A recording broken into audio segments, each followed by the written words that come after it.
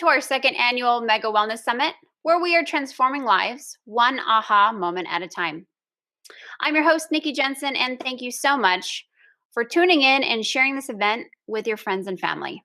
Today, we're talking to Ryan Andrews, a podcast extraordinaire turned to a physical fitness expert. So today, I'm picking Ryan's brain on how we can shift our mind to get the life we want. Welcome, Ryan Andrews. How are you? Mahalo's plenty. Doing good. Hey, thanks so much for being on Mega Wellness Summit. I'm really truly excited that you're talking with me, and I get to pick your brain on the mind and how, let's see, and really how you transformed your life, right? From, well, you're a podcast guy, you kind of were overweight and heavier, right? Yeah, I lost almost 100 pounds. Say that again? I lost almost 100 pounds. Holy crap. That's a lot of weight. How long did that take you? I did it. I like to say I did it in stages. So I lost 80 pounds once, and I was like, yay, that was awesome. And then I gained it all back, which is common. And then I would lose 30, gain 50, lose 50, gain 30, and kind of yo-yo. And then a few years ago, I had a breakthrough, and I only lost about 40 pounds at that time. But it's gone, and it's never come back since. Wow. Yeah. So why was the weight on? What happened? Why the weight gain? Some people are born that way, where they're heavy children and they grow up and they're heavy. And I was not that person. I was the skinny kid. My grandparents used to make fun of me that I was too thin. And I know, right? And then so I played football, and one time the coach came to me and said, Andrews, gained some weight. I said, yes, sir, and promptly gained 70 pounds in 2 months. And never went off after that. It was only just a steady incline from that point forward. Really, the discovery for me was that I found that there was a correlation between stored trapped emotions and stored trapped fats. And once I was able to release my emotions, then the fat just kind of fell off. That's the shorthand for it. Interesting. So how long have you been working with somebody releasing the trapped emotions? It was something that I did on my own, actually. And this is one of the areas through the mental game that really was my impact. So, for example, my brother, he asked me to go do an Ironman race with him. And I thought, okay, I'll go do an Ironman. Now, for those of you who don't know, I don't know if you're familiar with Ironman or not. It's a long race. I did what they call the half Ironman, which is 70.3 miles. And it's still quite a long ways. You swim 1.5 miles, you bike 56 miles, and then you run 13.1, a half marathon. And the training for that is grueling. It's grueling. But I can tell you this, one of the things that I gained from running 14 miles for a training day was I'm stuck in my head, and I'm battling my demons in my mind as I'm running, I'm battling my demons.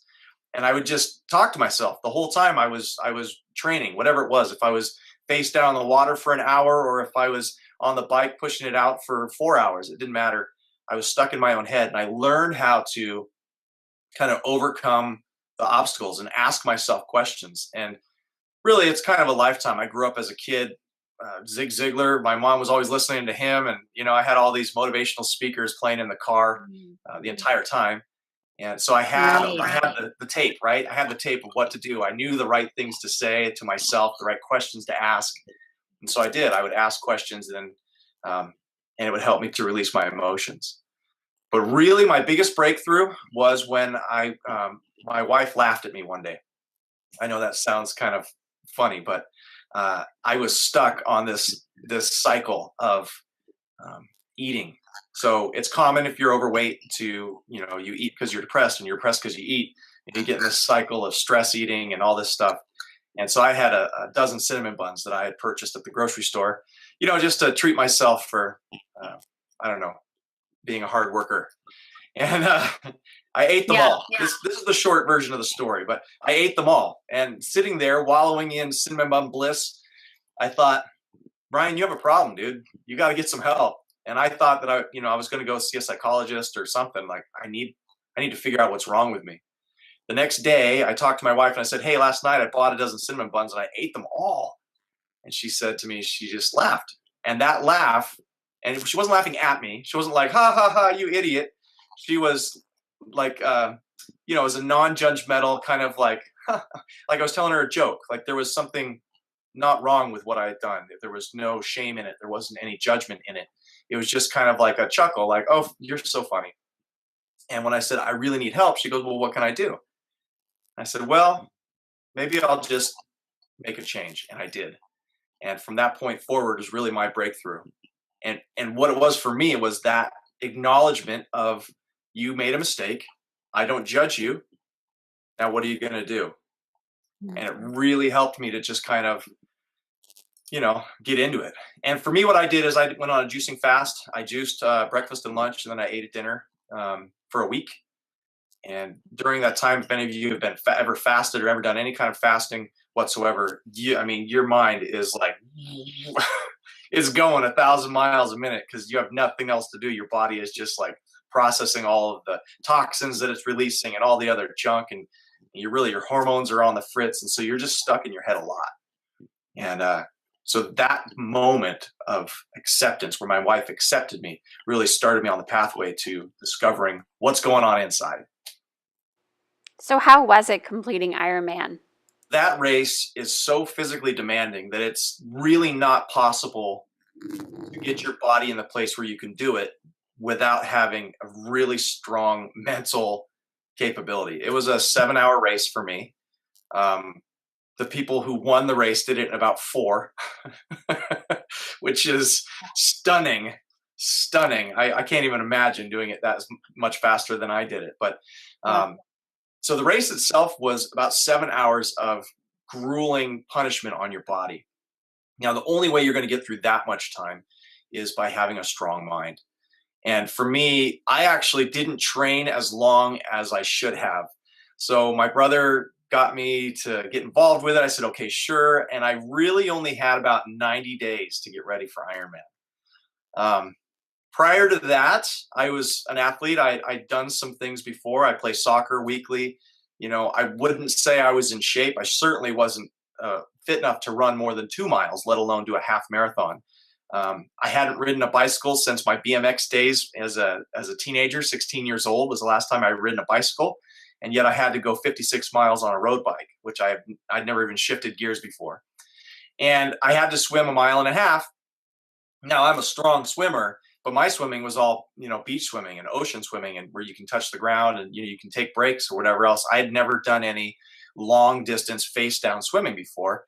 And I say I have 90 days to train because what happened was I purchased a bike and I started to ride the bike and it broke. And I had bought some shoes and they were giving me blisters and I was getting problems.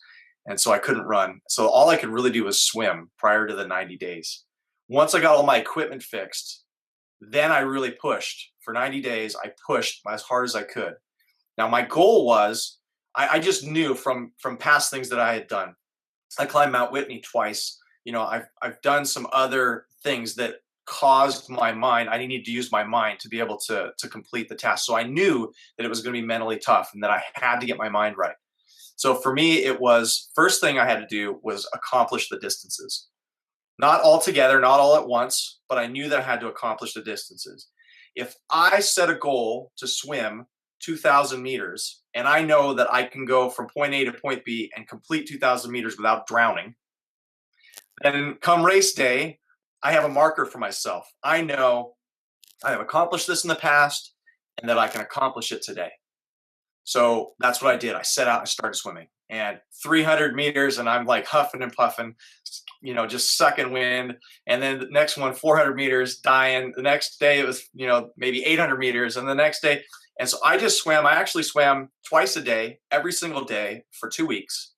And at the end of the 2 weeks, I could swim 2,000 meters and I could do it in a respectable time. 36 minutes was at that time was the time for the swim. Amazing. But really what it was little chunks. So I took just little time. Okay, I know yesterday I did 800 meters. So today I'm going to push it and go 1,000 meters. And then, maybe I'm dying at 900, but I go, I got to finish 1,000. I got to do 1,000 a day. And then the next day it was, 1,200. And the next day it was 1,500. So just the little goals along the way helped me to know that I've done this before. I can do it in the future.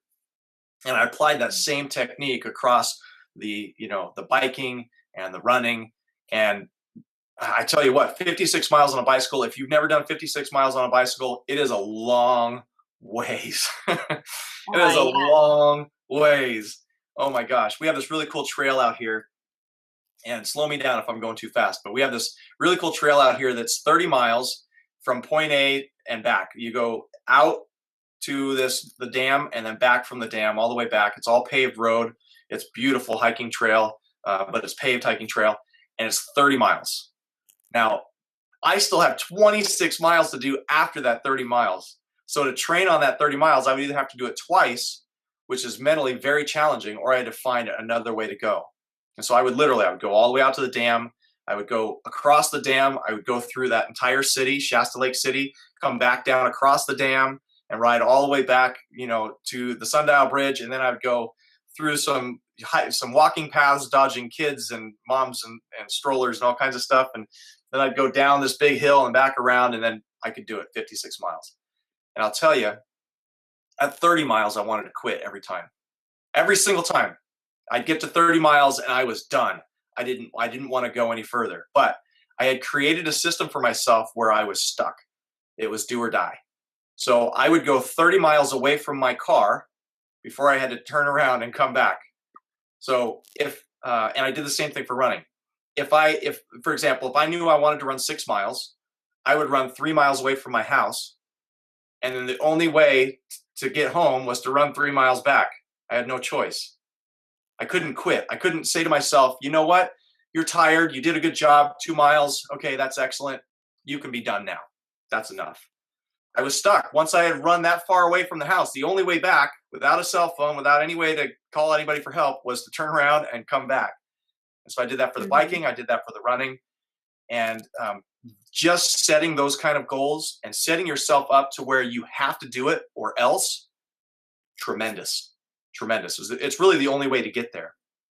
And I remember the hardest for me was running, because I don't like to run. I don't, even still, I don't like to run. And I still run, 20 miles a week. But I don't like it. I still do it. I've been becoming, better off. I like it more now, but the biggest one was the run. And I couldn't really break that 6 mile barrier. For me, 6 miles was a long ways. It was tough. My body hurt. I was a bigger guy. I was probably 15, 20 pounds heavier than I am right now. And, that extra weight really impacted on my joints and muscles. And I remember there was one run where I said, okay, I'm just going to go 6 miles. And I get out and I'm about 3 miles out. And I think, oh, I know this. I know where I'm going. I'm going to turn here. I know exactly where I am. I turned right. And that turned to be an 8 mile detour. So I forced myself into 11 miles. It was an accident. Well, I can definitely see that. That would be like, oh crap. Willing or not, it's going to happen. Well, and by the time I knew what I had done, it was too late. I was already 6 miles away. And so that means I was turn around and go 6 miles back, or I go, well, let's just see where this takes me and keep going. And I just kept going. And I got to the end and I went, wow, I can do it. I can run the distance. And once I knew that I could do it and I could run that distance, then I was good. Then I knew it was just pushing through. It was just pushing through. I talked to a lot of people because I've helped people lose weight, right? And so the thing is that they say to me, Nikki, I can't get disciplined enough to change my diet or to exercise. And then I would say, well, we're going to take it step by step and do, you're going to omit this and add in this. It's all about adding in, right? Mm-hmm. So that was the way that I presented the first steps of changing them. The thing is that with changing their mindset to, and really it was around gluten and bread and carbohydrates and in changing their diet to where they're just more of a fat burner than a carbohydrate burner, right? Than a sugar burner. Yeah. And so for me, they would always ask me, what kind of exercise should I do? And I was like, I didn't lose weight by exercising. I don't know. And they're like, well, I can't, I don't love to run, and I don't have the mind set to really get me to start walking or running. And you know what? They always had these grandiose ideas that they wanted to just, start out by, I'm going to go run 2 miles. And here they are, they're super heavy and they need to really lose 30, 40 pounds before they even hit the pavement running. Yeah. But I don't say that. I say, well, it's all about the baby steps. You just start with changing your diet first. Yeah. But the thing I'm always hung up with is, one, the fitness part, because it doesn't resonate with me either, because I still can't change my own mindset when it comes to running. Now, here I am in May, I'm supposed to be running a half marathon. Thank you. I never expected myself to ever do a half marathon, ever. I never wanted to. I never had the will. Yeah. But you have inspired me, for one. Really, honestly, you inspired me because you did the Ironman. I know that you in the past you had some back problems. You lost a bunch of weight, and it seemed like it was transforming your life to where I'm like, I think it's time for me to do something that's bigger than me. And I really felt that was a good step in the right direction to start helping other people. Because once you do it yourself, then you say, well, I did it. So I think if I could do it, you can do it. Yeah. And so, that's why I want to really talk to you and pick your brain on, while running the Ironman, while doing all of that in one day, what pushed you? Was it one day? One day. No, yeah, one day. Yeah. Well, and you had months of preparation, right? 90 days? Yeah. Yeah. So within that day, what happened to you from, from the day before? Because I'd be pooping myself the day before. Yeah. Going, I can't believe I did this. So what happened to you? Start from the day before. Okay, start from the day before. Well, we arrived. This was in Lake Tahoe, so it's at elevation, mile high, and I was swimming at 6,500 feet elevation. That's where the swim started. That was the lowest point of the entire thing. So I had to, acclimatize a little bit, and so we got there 2 days prior. But the lead up was terrifying. I had done each thing individually, and I knew I could do each discipline on its own. And I felt really good with my swim. It was one area where I felt really strong. Most people actually fear the swim. That was my number one area. So I was really excited about the swim, and swim straight to a bike. I thought, okay, I can do that. It's just riding a little bicycle for, almost 60 miles. How hard could that be? And I was afraid of the run. That was where I was afraid.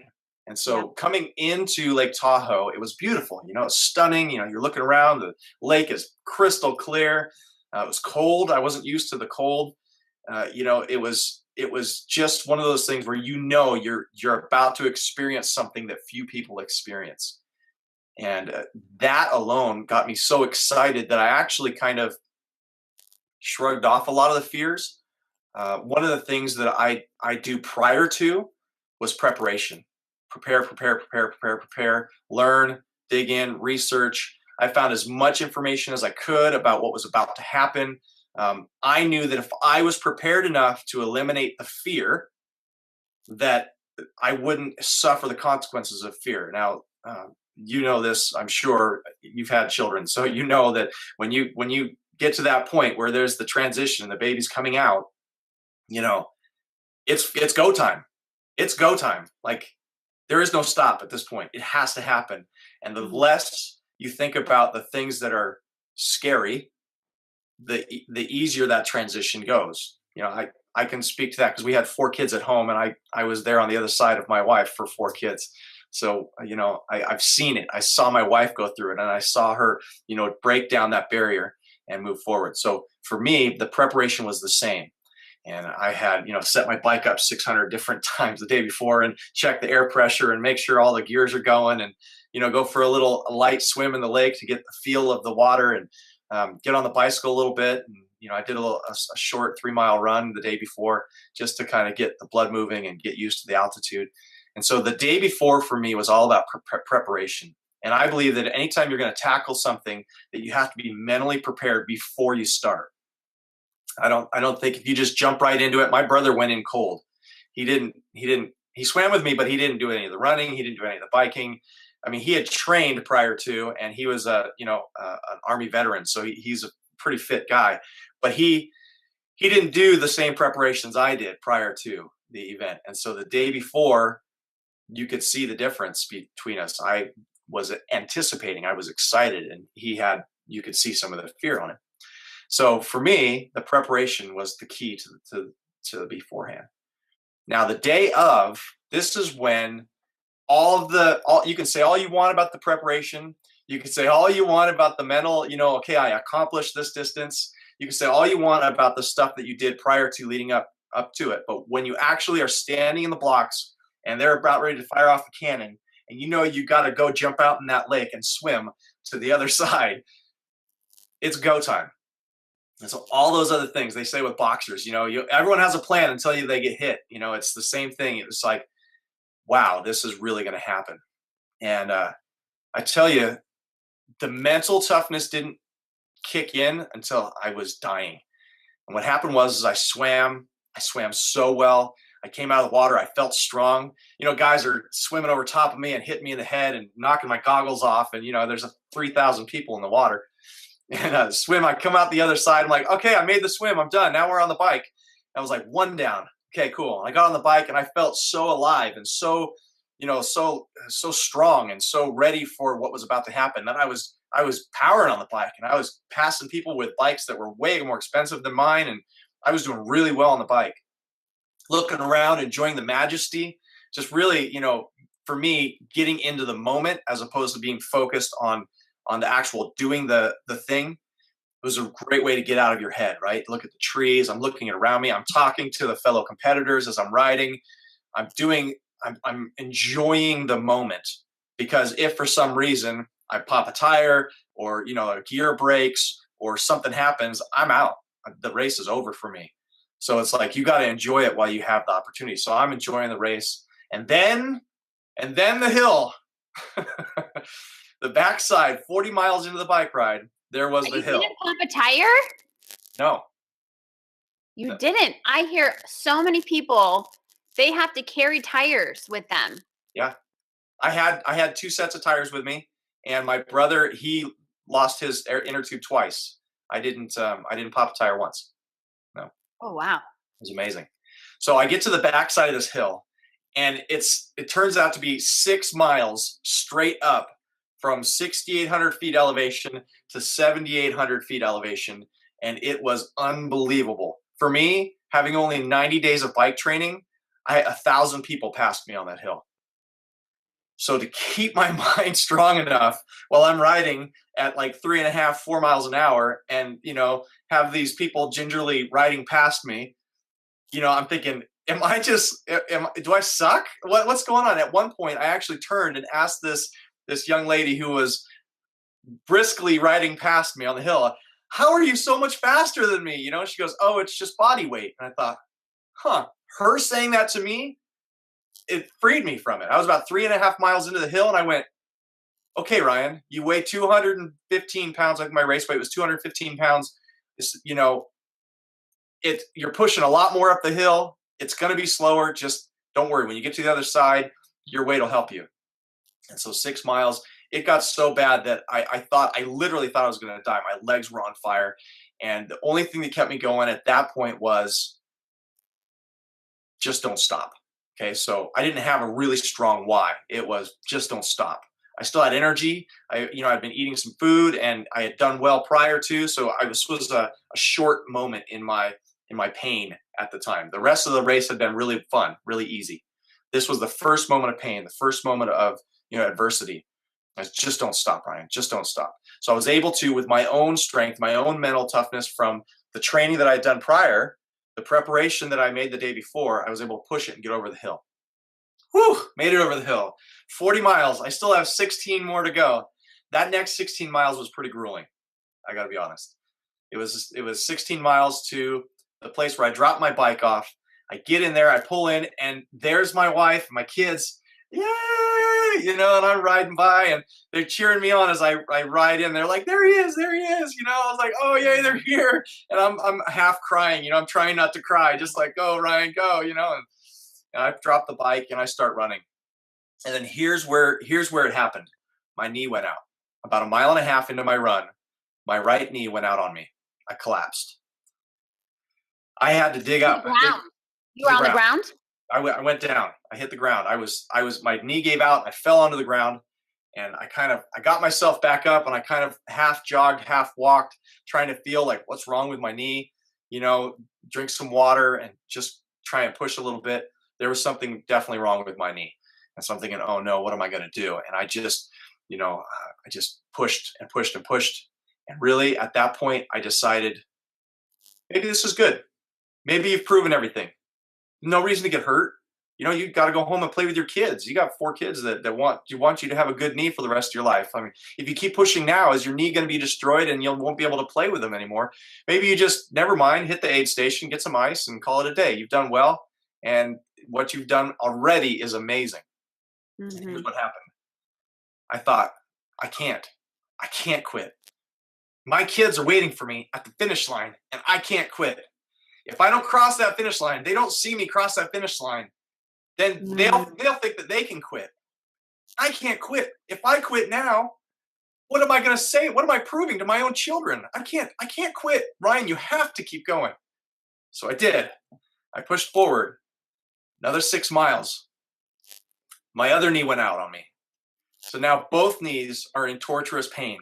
And I'm relegated to a half walk, half jog, dragging one leg as far as I can. I still have another 6.2 miles to go.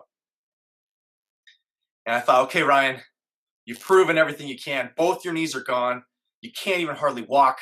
You got 6 miles to go. Enough's enough. And I dug deeper. Now my son, I'm going to pause my story here for a second. My son, Ezekiel, my oldest son, he's super skinny. He plays tackle football, and he's the smallest kid on his team by far. Not even close. The next closest kid is 20 pounds heavier than him. And for some reason, he is starting defensive lineman. Now, for those of you who don't know anything about football, the linemen are the big guys. Those are the biggest guys on your team are usually the defensive linemen. And they put him as a starting defensive tackle. And because, and here's why, the kid has 0 quit. He doesn't quit. He won't give up. He keeps fighting and fighting and fighting and fighting until that other kid gives up and he makes the play. And so I'm sitting there and I'm trying to pull it together, trying to figure out how, trying to get a why that's strong enough for me to finish. And I was thinking about my kids, and then it hit me. Ezekiel wouldn't quit. That's what I said. I said, Ezekiel wouldn't quit. I know it. Zeke wouldn't quit. And if that little guy won't quit, surely I'm not going to quit. There's no way I'm quitting because I know Zeke wouldn't quit. So for the next 6 miles, my mantra was Zeke wouldn't quit. Keep going, Ryan. Zeke wouldn't quit. Zeke wouldn't quit. And so for 6 miles, my kids were my why. And I tell you, I got to the bottom of the hill right before the final ascent to the finish line, and I'm walking, dragging my legs. I could barely move forward, and I started to run. And it hurt, and I ran anyways. And I crossed the finish line with my hands in the air, running across the finish line. And there was my family cheering for me the whole way.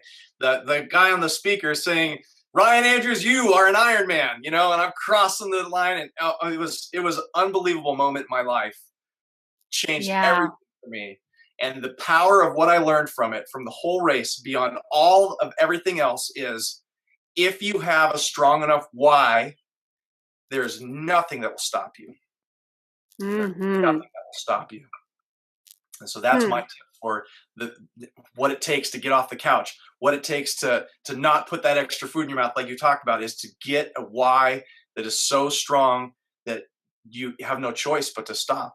And really, unfortunately, a lot of times the strong whys only come in those moments where we're challenged so hard that we want to quit. and we decide not to quit. And when we decide not to quit, there's usually a moment there where we discover what our true why is. And Yeah. that's my Iron Man story. I love that. I love that. Okay, so I had some aha moments in that. Good. One, what I just learned and what I just heard is that part of the mindset is incorporating mantras, Mm, right? yeah. So you used Ezekiel as your mantra. Yeah. Zeke wouldn't quit. Right. Zeke wouldn't quit. Then you follow that with images in your brain, right? In your mind's eye, Yeah. where he's pushing through. So you saw him playing football, and it was like every single weekend we see him push through. He doesn't quit. I'm not going to quit. Yeah. Because as soon as you start saying to yourself, it's over, it's over, you start seeing yourself going, you see yourself, it's over. Yeah. But then what you did was you pushed through. There was something at the end. Okay, so that's another aha moment. Having the end in mind, Yeah. right? Yeah. So one was your family. You didn't want to disappoint them and say, well, both of your legs went out. I have no idea how that even happened for you. But I think that's nothing short of a miracle in my mind. Yeah. Nothing short of a miracle. The challenge was getting back up. With one knee gone, you still have one good leg. But when both of them went out and I hit the ground again, and now I knew it was both my knees were done. That's the power of the human spirit right there. It's the only way. It's the only Right. way. There's no reason. I should have waited for somebody to come with a cart and pick me up, but I just, while I'm sitting there deciding whether or not to get up, and I thought about my son playing football. Just do it. Yeah. You just get up and you just go. Right. You can't. You just got to do it. And the pain is bad and it hurts. And every step is torture. And you want to scream. And you just have to mentally, you have to just block it out and focus on another part of your body or another thing. And in this case, I focused on my kids. I focused on the finish line. I focused on the accomplishment of what I trained for. And let me just tell you, the training leading up to this was so grueling that I wouldn't want to do it again just because of the training, not because of the actual race. Now, I probably will end up doing one again just because I know me, but at the current moment, it's not on my to-do list. Like, I've proven everything I have, and that grueling training, really in that moment, that's when your training kicks in too, because that you've pushed through times where you were in pain. There was one time I was on a run that turned into a 14-mile run, and I had never at that point run any further than 8, and I ran out of water. I didn't plan on 14 miles. It just turned into 14 miles. I ran out of water. And my body was shutting down because it was 106 degrees out and there was 90% smoke. I mean, it was when all the fires were happening, and it was horrible. It was horrible, but I couldn't stop. I was in the wilderness. If I stopped, nobody's going to come and get me. I had no choice. I had to keep going. Right. So having those moments where you can look back on them and say, that happened to me, or even having it for somebody else, during those times, I thought about my brother in Afghanistan. And there were times where I heard stories that he was over there and they were completely surrounded by the enemy, completely surrounded, ran out of ammunition, and still somehow they were able to pull it out. It's stories of like that. Sometimes it's somebody else's accomplishment. The 4-minute mile, when the 4-minute mile, Roger Bannister broke the 4-minute mile. Now, all of a sudden, everyone else could do it. Even though nobody else had done it before other than him, you could say, well, if Roger did it, then I can do it too. So it doesn't have to necessarily be your own accomplishments, but it helps if you've done it, if you were the one that have done it before, But that fight to get up, it's just the human spirit. I agree, which is strong. It's in everyone. It's in everyone. If you think you don't have it, you do. Right. You can say, no, I'm not that person. There's no way I could do it. Oh, give me a break. How many times we hear stories of moms picking cars up off of their babies, and gosh, there's movies about people. What's that movie with the guy that had to cut his own arm off and then hike out of the Oh, desert, oh gosh, right? that was insane. That was the worst part ever. What is Give that me a movie break. called?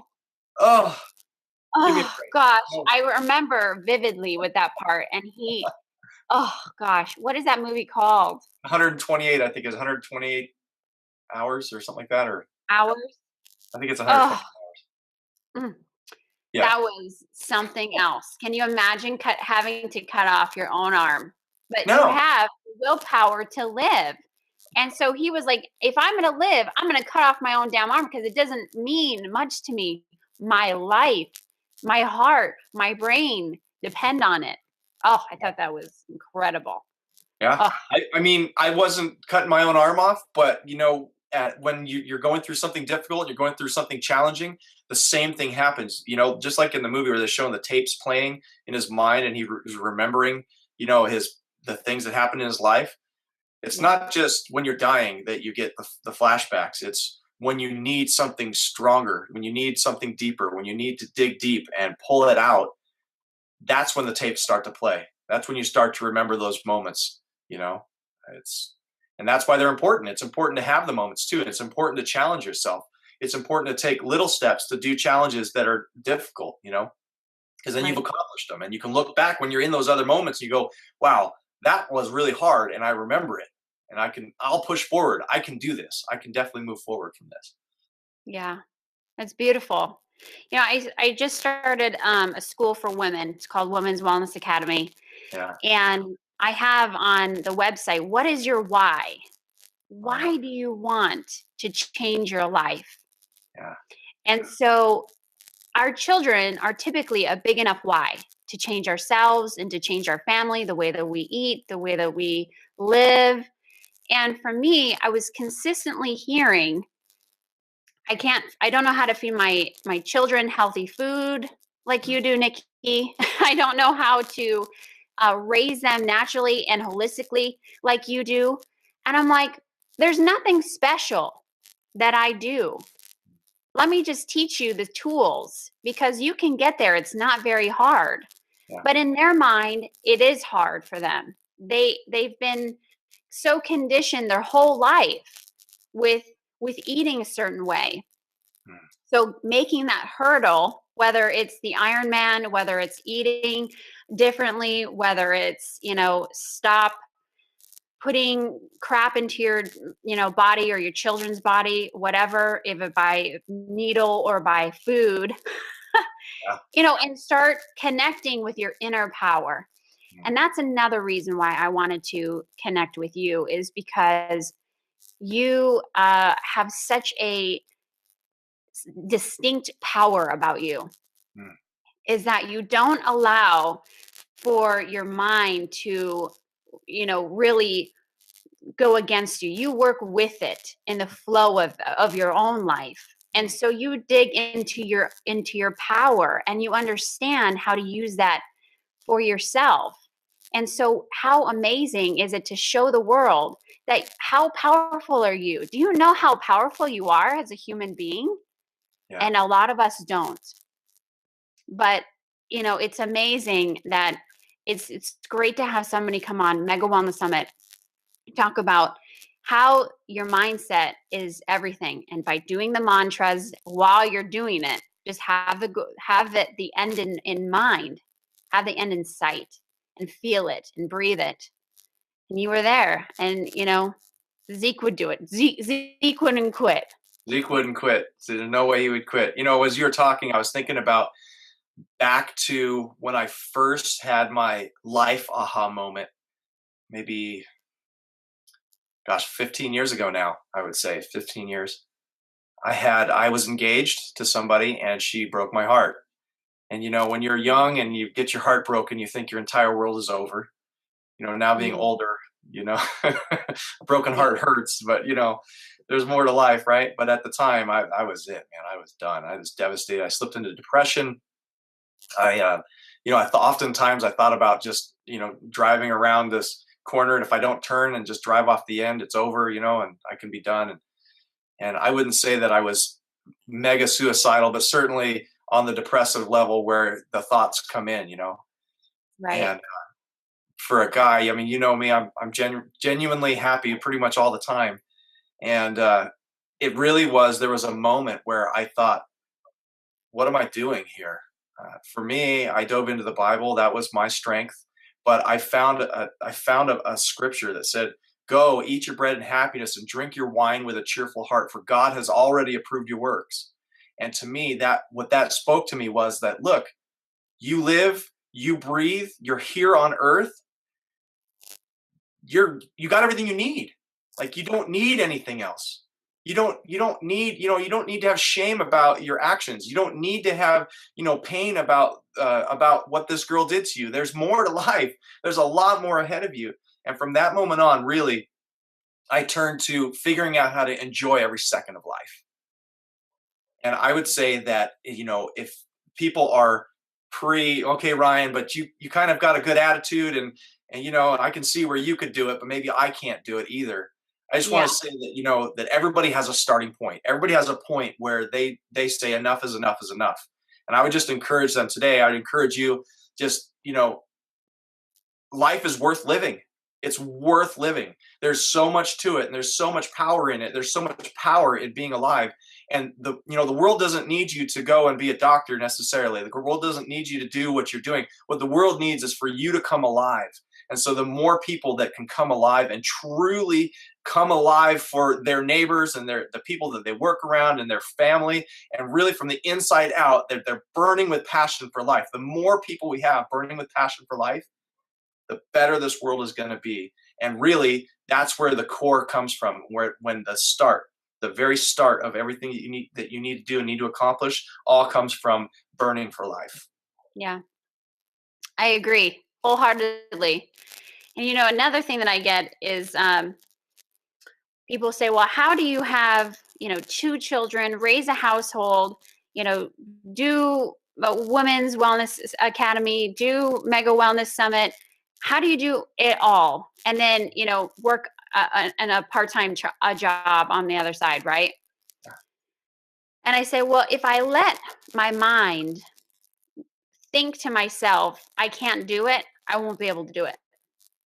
Yeah. My mom says to me, well, Nick, you need to be kind to yourself, and you can't do it all. You can't do it. Okay? If I believed I can't do it, I won't do it. Yeah. But I wake up extra early so I can do this job that I love, so that we can change lives, so that we can speak to people like you, Ryan, that invoke and entice such a such a spirit into people's lives. And you want to, you just want to tell people life is so grand. Life is so beautiful. Please wake up and see that. I was talking to my aunt the other day, and she was telling me about a family member who is, just taking pills. She suffers from fibromyalgia. And so she just takes pills.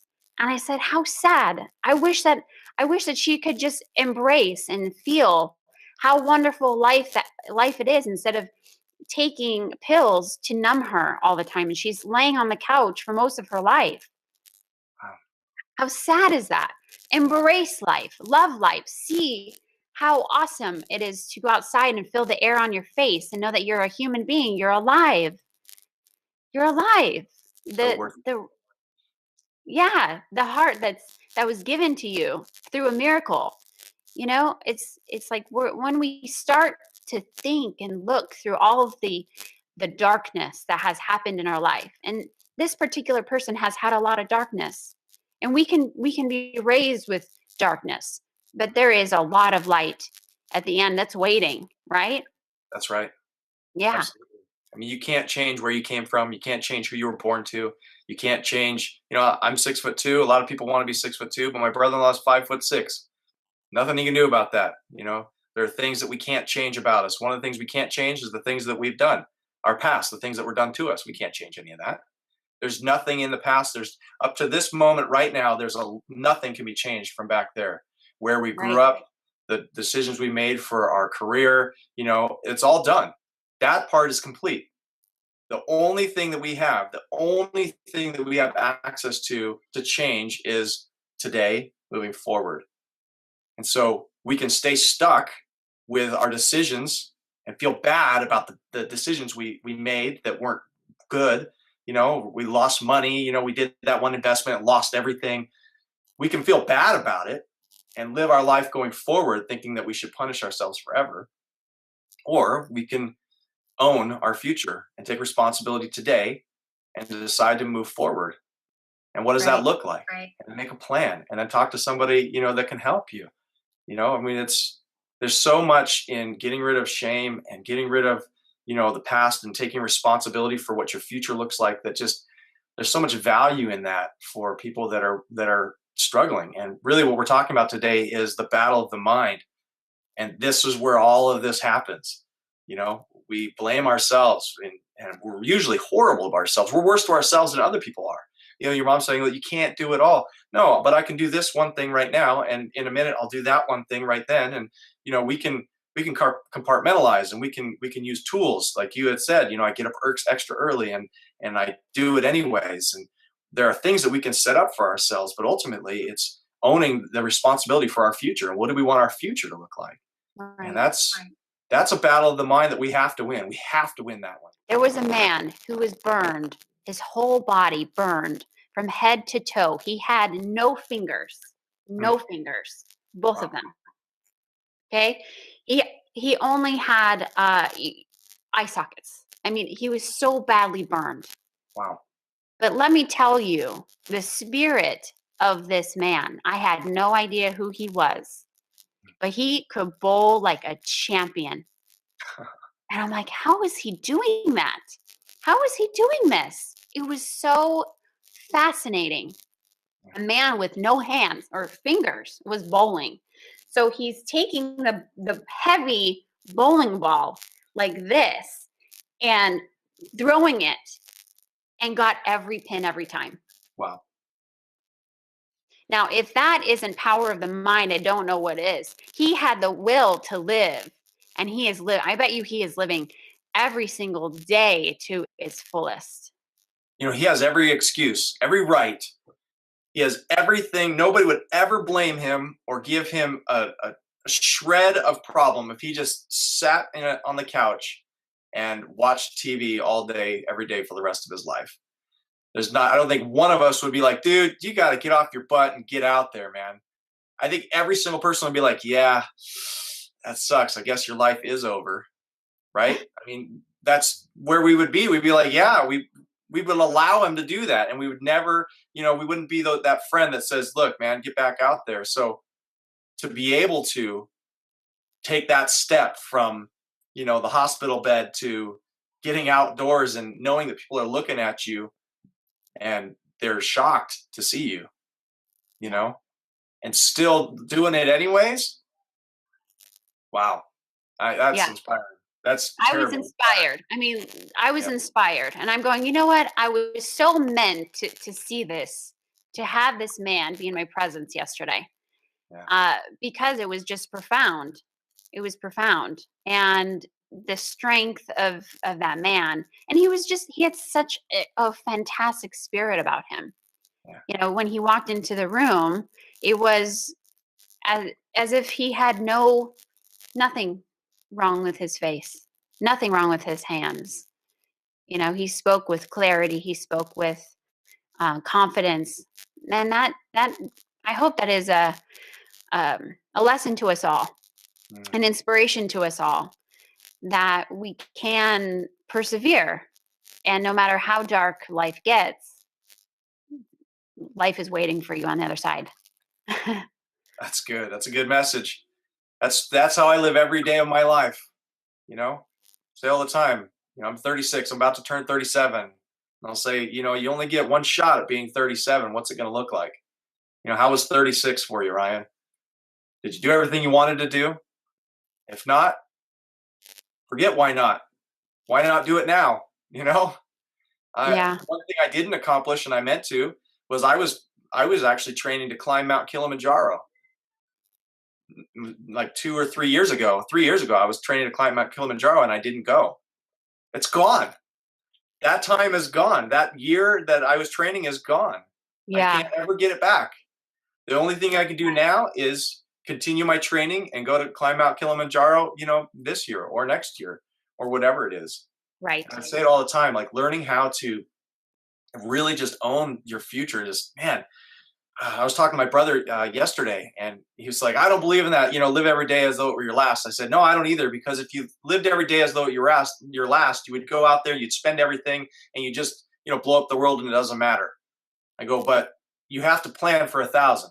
So you live every day as though it were your last, but you plan to live here for 1,000 more days. You plan Mm. ahead. You have to have a future. There has to be a hope. There has to be a finish line.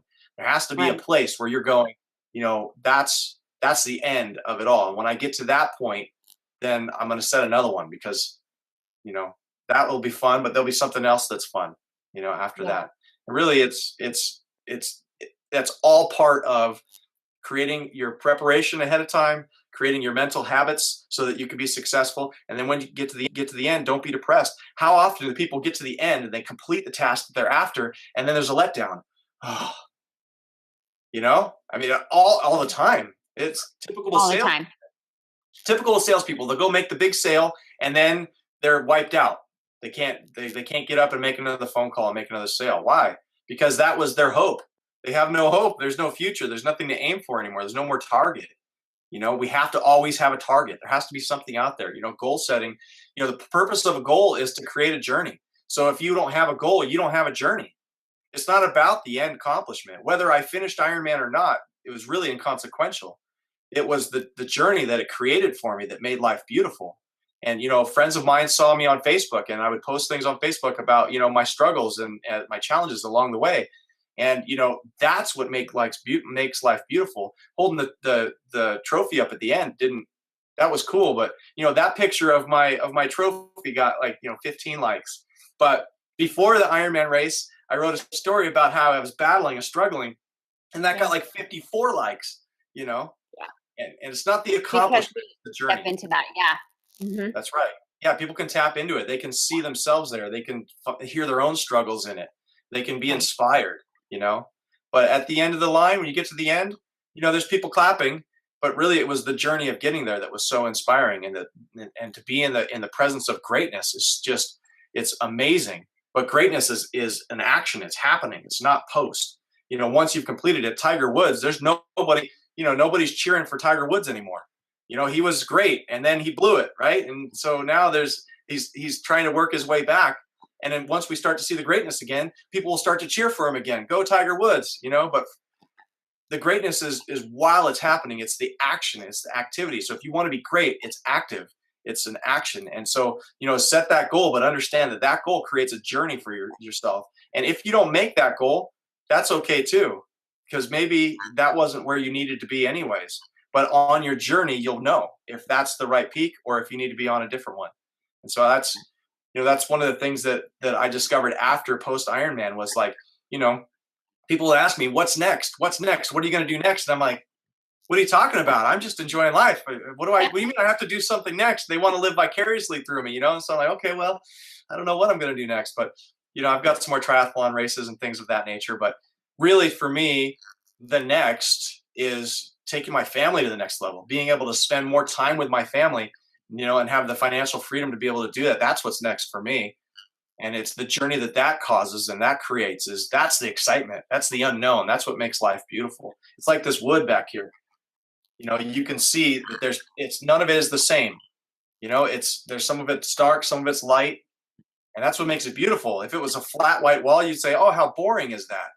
But it's because there's blemishes. And each one of those blemishes, those were branches, or they were, it was in a fire and this was burned, that it tells a story of struggle. And that's what's beautiful about it. And life is the same thing. The struggles that we go through, that's what makes it so beautiful for us. That's what makes us attractive to other people, is that, that we have struggles. This guy, clearly not an attractive person, isn't going to win any awards that you were bowling with. And yet you were attracted to him because of the beauty that he put off. And it wasn't just because of how he looked, but it was how he represented himself. And that's really what we have to do in life, is we have to represent ourselves. in a way that is beautiful. And sometimes, actually oftentimes, the battle is right here when you're staring at the mirror in the morning, or you're laying in bed at night and you're all alone and you're stuck in your own head. Are you saying good things to yourself? Are you saying bad things to yourself? Are you making positive plans? Are you beating yourself up about the things you did wrong? You know, where are you Mhm. going with your mind? And like you said, you got to push forward with the I cans, not the I can'ts. That's I right. can't always be there, but where's your I can? Where's your I will? Where's your why? Where is your I'm gonna do? Those are the things that push us forward. We need the hope. Without a future and a hope, we just will wither into nothing. Yeah, That's right. yeah, we are Yeah. strong. We are very strong beings. There's nothing we can't accomplish. There's No, I nothing we can't agree. do. Well, thank you, Ryan. I want everybody to follow your Yeah, journey. it's been a pleasure to be on your summit, and I hope that if I inspired one person to get out there and do something great, then that's all I need. That's excitement You right too. there. Thank you, Ryan. I appreciate you being on Mega Wellness Summit very much. Have a great day.